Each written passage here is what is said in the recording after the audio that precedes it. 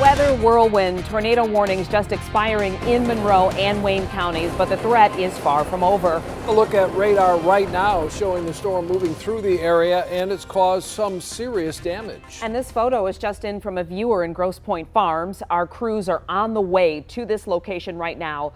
We'll get to them as soon as possible. Heavy rain in some areas. Let's get right to 7 First Alert meteorologist Hallie Vogel's been bringing us wall-to-wall coverage on this fast-moving storm. Hallie? We've been watching it throughout the day, watching it unfold through the afternoon and evening, and of course it came in almost on cue after 7 p.m. We watched the storms firing up through Monroe County just after 7:30, becoming severe with the tornado warning issued by 8:19. That's how quickly they escalated and became severe.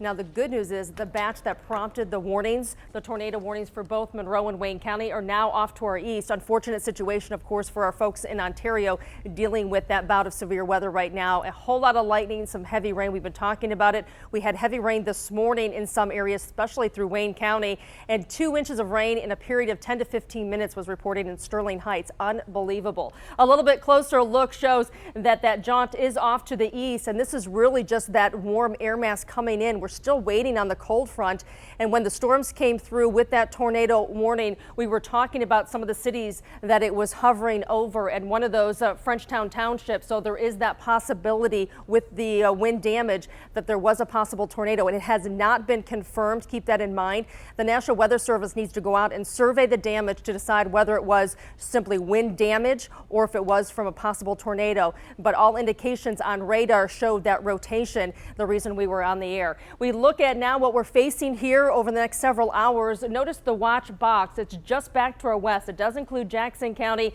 It includes Hillsdale County to our west. So we're watching a line of strong storms firing up, and we watched them earlier today through Iowa. They have been holding their own all the way across Lake Michigan, now moving into lower Michigan, losing a little bit of that steam, and not surprised either. We tend to stabilize things this late at night. Unfortunate situation, of course, with the tornado warning. There was just enough of that rotation, but for this is more of a straight line. It was what we call a Boeing line of storms when it was crossing Lake Michigan, but that watch is in effect, and our threat is not over yet. So we're still looking at the timing on track till about 3 a.m. That's when the cold front actually clears. And in the meantime, areas affected with this next line coming through, the main threats will be the damaging wind. These have a history of producing 60-mile-per-hour winds or higher, and we're still looking at that chance for an isolated tornado. The heavy rain, the flooding is going to be an issue, and it already has been an issue through Wayne County, and then of course hail with any strong storms as well. So we're not out of the woods yet,